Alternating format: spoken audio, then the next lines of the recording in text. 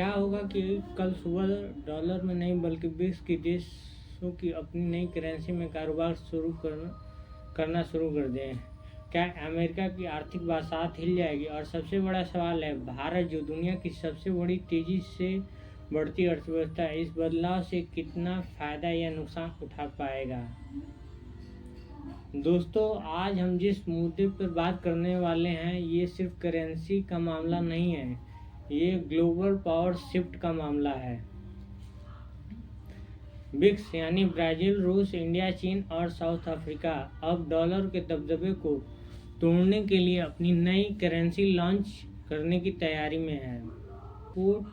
आज की इस रिपोर्ट में हम आपको बताएंगे ब्रिक्स की करेंसी क्यों जरूरी है, इसका जन्म कैसे हुआ, दुनिया में डॉलर की ताकत कैसे बनी, भारत के लिए इसमें कौन सा मौका और चुनौती है, सबसे अहम क्या है, वाकई में ये नई करेंसी डॉलर को हिला पाएगी या फिर ये भी एक राजनीतिक जुमला बनकर रह जाएगा। लेकिन असली कहानी डॉलर की है। आज की तारीख में दुनिया का लगभग 60% विदेशी रिजर्व डॉलर में रखा जाता है। अंतर्राष्ट्रीय व्यापार का 80% से ज़्यादा हिस्सा डॉलर में ही इंटरनेशनल ट्रेड होता है। ये ताकत अमेरिका को सिर्फ आर्थिक नहीं बल्कि राजनीतिक रूप से भी सुपर पावर बनाए रखती है। मगर पिछले कुछ सालों में हालात बदले हैं। रूस पर अमेरिका और यूरोप ने सख्त आर्थिक प्रतिबंध लगाया है। चीन और अमेरिका के बीच ट्रेड वार शुरू हुआ है। भारत जैसे देश भी डॉलर की उतार चढ़ाव वाली नीतियों से परेशान हुआ है। यहीं से ब्रिक्स देशों के बीच ये चर्चा शुरू हुआ, क्यों न एक नई करेंसी बनाया जाए ताकि डॉलर की मोनोपोली को खत्म किया जा सके। वैसे आपको जानकर हैरानी होगी कि डॉलर का राज इतना आसान नहीं था। सन 1944 में ब्रेटन वुड्स एग्रीमेंट के तहत डॉलर को दुनिया का रिजर्व करेंसी घोषित किया गया।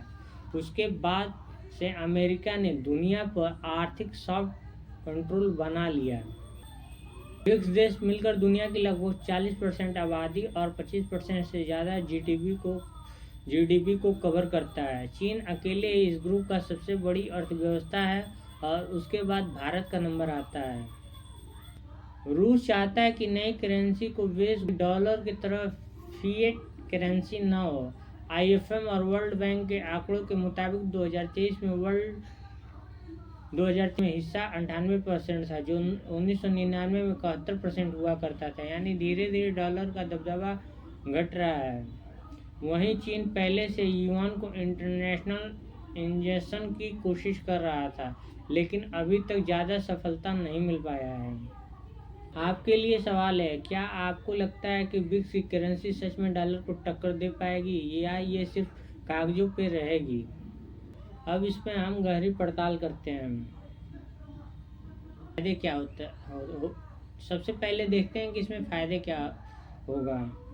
डॉलर से निर्भरता की आज़ादी। अगर भारत रूस से तेल खरीदे और चीन से मशीनरी खरीदे तो उसे डॉलर की ज़रूरत नहीं होगी। ट्रांजैक्शन कॉस्ट घटेगा। सीधे स्थानीय करेंसी या ब्रिक्स करेंसी में कारोबार होगा। पॉलिटिक्स की ताकत बढ़ेगी। अमेरिका की आर्थिक हथकड़ियाँ भी टूटेंगी। लेकिन दिक्कत भी कम नहीं है। ब्रिक्स देशों के बीच राजनीतिक मतभेद है। भारत और चीन के रिश्ते अच्छे नहीं हैं। चीन चाहता है कि नई करेंसी युआन डोमिनेटेड ट्रेड हो, लेकिन भारत को ये मंजूर नहीं है। तकनीकी और वित्तीय ढांचा बनना आसान नहीं है। आईएमएफ और वर्ल्ड बैंक जैसी कोई बड़ी संस्थान इनके पास। इतिहास गवाह है कि यूरोप को एकजुट करने में दशकों लग गया था, तो विश्व की करेंसी का रास्ता भी इतना आसान नहीं होगा। एक और दिलचस्प बात है, अगर ब्रिक्स की करेंसी आती है तो ये डिजिटल करेंसी भी हो सकती है, यानी ब्लॉकचेन या क्रिप्टो की तरह। रूस और चीन इसके लिए काफ़ी रिसर्च कर रहा है। आपको अंदाज़ा लग सकता है कि ये लड़ाई सिर्फ डॉलर बनाम ब्रिक्स का नहीं है, बल्कि टेक्नोलॉजी बनाम पारंपरिक सिस्टम का भी लड़ाई हो गई है। भारत का क्या असर पड़ेगा, इस पे हम चर्चा करते हैं। भारत के लिए ये स्थिति चुनौती और अवसर दोनों के रूप में देखा जा सकता है। अवसर क्या है, हम इसको बताते हैं आपको। भारत को तेल, गैस और सोना खरीदने में डॉलर का दबदबा नहीं झेलना पड़ेगा। अगर करेंसी सफल होती है तो भारत को एशिया या अफ्रीका में अपना व्यापार को और बढ़ा सकता है। भारत की तेजी से बढ़ती डिजिटल इकोनॉमिक इसे नई करेंसी को डिजिटल मॉडल के लिए तैयार कर सकता है। चुनौती भी बहुत सारे हैं, जैसे चीन की लीडरशिप भारत को पसंद नहीं आएगी।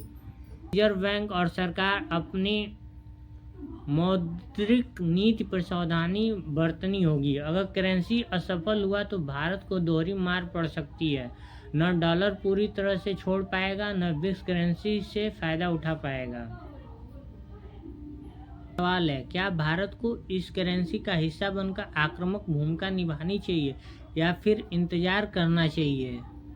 इसे कहता है कि एफएम और वर्ल्ड बैंक के कई रिपोर्ट्स बताते हैं कि आने वाले 20 सालों में दुनिया मल्टीपल इकोनॉमिक की ओर जाएगी, यानी सिर्फ एक देश या एक करेंसी पर निर्भरता खत्म होगी। ब्रिक्स करेंसी शायद शुरुआत में डॉलर को पूरी तरह से हिला ना पाए, लेकिन अल्टीमेटम सिस्टम जरूर बन जाएगी।